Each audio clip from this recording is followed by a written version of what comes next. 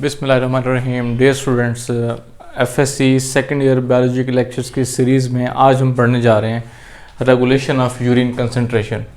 जो यूरिन है वो डाइल्यूट बनता है या कंसंट्रेट बनता है, कब किस कंडीशन में कैसे बनेगा, ये हम इस लेक्चर में डिस्कस करेंगे।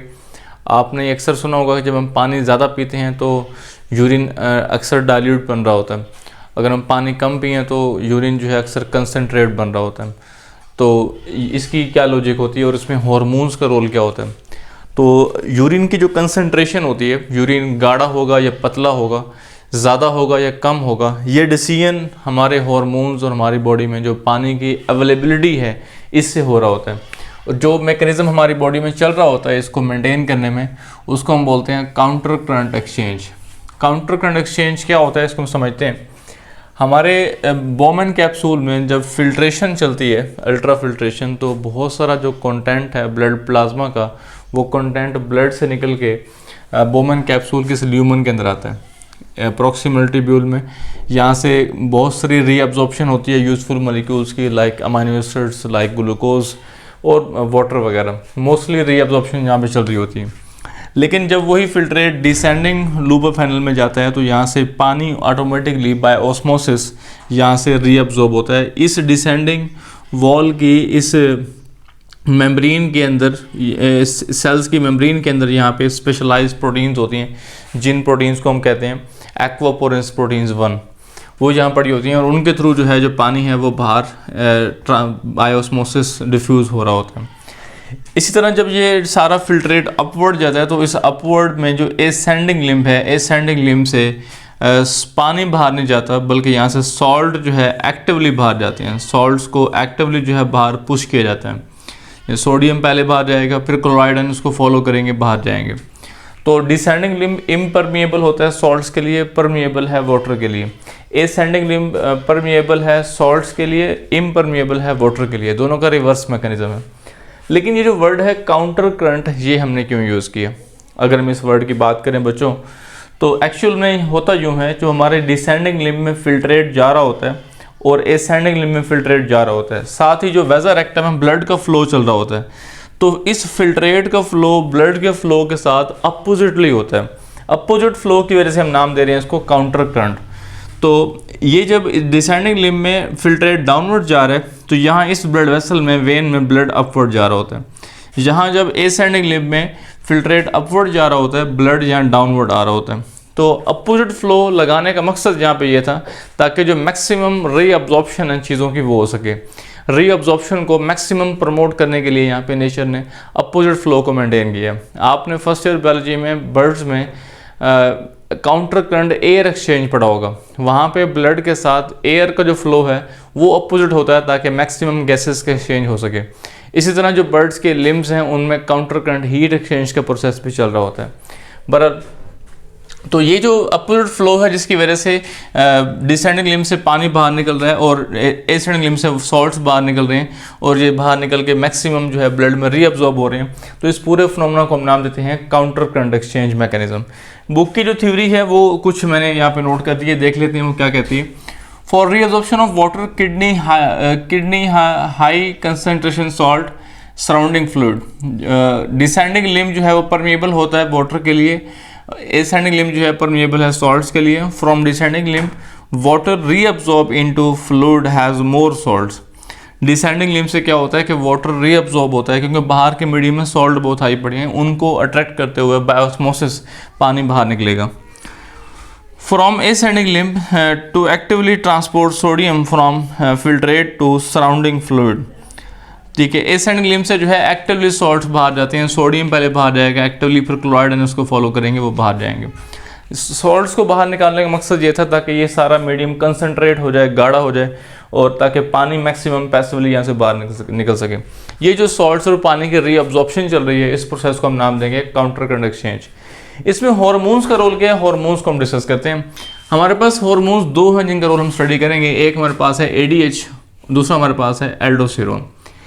एडीएच का मतलब है anti diuretics hormone. Anti diuretic hormone, diuretics वो मेडिसिन, वो केमिकल होते हैं जो यूरिन के बनने के प्रोसेस को प्रमोट करते हैं, यूरिन को ज़्यादा बनाते हैं। लेकिन ये वर्ड है एंटी डायरेटिक हार्मोन, यानी ये ऐसा हार्मोन है जो कि यूरिन के बनने के प्रोसेस को इनिबिट करेगा, स्टॉप करेगा। ठीक है, कैसे करेगा इसको हम देखते हैं। एक इंटरेस्टिंग इन्फॉर्मेशन ये है कि हमारी बॉडी में जो ADH है, स्मॉलेस्ट प्रोटीन भी है। ADH और ऑक्सीटोसिन दोनों स्मॉलेस्ट प्रोटीन्स है हमारी बॉडी में। इन दोनों में 9 अमीनो एसिड्स इनमें होते हैं। ठीक है, ADH को हम कॉमनली वैसोप्रेसिन भी कहते हैं। वैसोप्रेसिन इसलिए कहते हैं कि ये ब्लड वेसल्स को कॉन्स्ट्रिक्ट करता है, खून की नालियों को ये तंग करता है। तो वैसो कहते हैं ब्लड वेसल्स, प्रेस कहते हैं प्रेस करना, कॉन्स्ट्रिक्ट करवाना। तो खून की नालियों को तंग करके ब्लड प्रेशर को राइज करने में ये काम कर रहा होता है। तो ADH जो है वो रिलीज कब कैसे होगा इसको समझते हैं, और ये काम कैसे करेगा अपना। जब भी ब्लड में सॉल्ट्स का लेवल हाई होगा या पानी का लेवल लो होगा। सॉल्ट्स का लेवल हाई कब हो सकता है, जब फर्ज कर लें आपने कोई सॉल्टी फूड खा ली, आपने सी फूड खा ली, मछली खा ली आपने, या पानी का लेवल इसमें लो होता है, पानी पिया नहीं आपने, पानी कंजर्व करने आपने रोज़ा रख लिया या आप सफ़र में पानी नहीं मिला आपको। तो उस कंडीशन में हमारे जो ब्लड में पानी और सॉल्ट्स का लेवल जब डिस्टर्ब होगा तो हमारे जो ब्रेन में हाइपोथैलेमस पड़ा है, हाइपोथैलेमस में ख़ास तरह के वो सेंसर होते हैं जो सेंस कर लेंगे हाई सॉल्ट को, लो वाटर को। सेंस करने के बाद वो मैसेज देंगे पोस्टीरियर पिट्यूटरी ग्लैंड को। वो मैसेज क्या देंगे कि भाई आप रिलीज़ करो ADH। ADH जो है बनता हाइपोथैलेमस के अंदर है, रिलीज स्टोर पिट्यूटरी ग्लैंड में होता है, पोस्टीरियर पिट्यूटरी ग्लैंड में, और रिलीज वहीं से होता है। तो ADH आके ऐड करता है कोलेक्टिंग डक्ट्स के ऊपर। ठीक है, कोलेक्टिंग डक्ट्स के वॉल्स के अंदर जो है यहाँ पे एक्वापोरेंस 2 प्रोटीन्स पड़ी होती हैं। तो ADH उन प्रोटीन्स के ऊपर ऐड करेगा और उनसे मैक्सिमम जो वाटर की डिफ्यूजन है वो प्रमोट करवाएगा, वाटर को मैक्सिमम यहाँ से बाहर रीअब्जॉर्ब करवाएगा। तो ADH का मेन फंक्शन यहाँ पे ये होता है। इसी तरह हम बात करें तो जैसे पानी यहाँ से रीअब्जॉर्ब होगा तो पानी का लेवल जो है, पानी ये वाला फाइनली वेजर रेक्टम में आएगा, ब्लड में चला जाएगा। जब सॉल्ट हाई थे उस केस में ADH बना और ADH ने आके पानी को रीअब्जॉर्ब करवाया और वो पानी ब्लड में चला गया। तो वो सॉल्ट सारे ब्लड में पानी में हल हो जाएंगे, डिज़ोल्व हो जाएंगे। जब वो डिज़ोल्व हो जाएंगे, किडनी के लिए उन सॉल्ट्स को फिल्टर करना आसान हो जाएगा। तो उन सॉल्ट्स को एलिमिनेट करने के लिए या उन सॉल्ट्स को आप कह सकते हैं बॉडी से बाहर निकालने के लिए ये एक एडेप्टेशन नेचर ने रखी है। जैसे वो सॉल्ट्स निकल जाएंगे, पानी का लेवल जो है हमारे पास वो अगेन हाई हो जाएगा। तो हाई जब पानी का लेवल होगा तो उस केस में डाइल्यूट यूरिन जो है वो बनेगा फाइनली। तो आगे हम समझते हैं एल्डोस्टेरोन के फंक्शन को। एल्डोस्टेरोन एक ऐसा हार्मोन है जो हमारे किडनी के टॉप पे कुछ ग्लैंड्स पड़े हैं। इन ग्लैंड्स को हम बोलते हैं एड्रीनल ग्लैंड्स।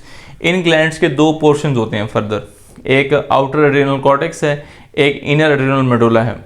तो कॉर्टेक्स पोर्शन से ये हार्मोन जो है बनता है। अगर इसके स्टिमुलस की बात करें तो स्टिमुलस इसके 2 होते हैं। अगर हमारी बॉडी में ब्लड प्रेशर कम हो गया, ब्लड प्रेशर कम होने का मतलब क्या होता है? ब्लड प्रेशर कम होने का मीनिंग होता है कि ब्लड में पानी का लेवल कम हो गया, ब्लड में सॉल्ट्स का लेवल कम हो गया। अगर ब्लड में पानी का लेवल, सॉल्ट्स का लेवल कम हो गया तो प्रेशर कम हो जाएगा। तो अगर ब्लड प्रेशर कम होगा तो उस केस में ये रिलीज़ होगा, या ब्लड में सॉल्ट्स, सोडियम क्लोराइड वगैरह कम हो गया तो उस केस में रिलीज़ होगा।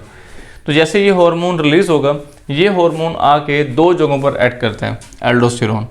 एल्डोस्टेरोन बेसिकली मिनरलोकॉर्टिकॉइड है, ये मिनरल्स की कंसंट्रेशन को मेंटेन कर रहा होता है हमारी बॉडी में। ये 2 जगहों पर ऐड करते हैं।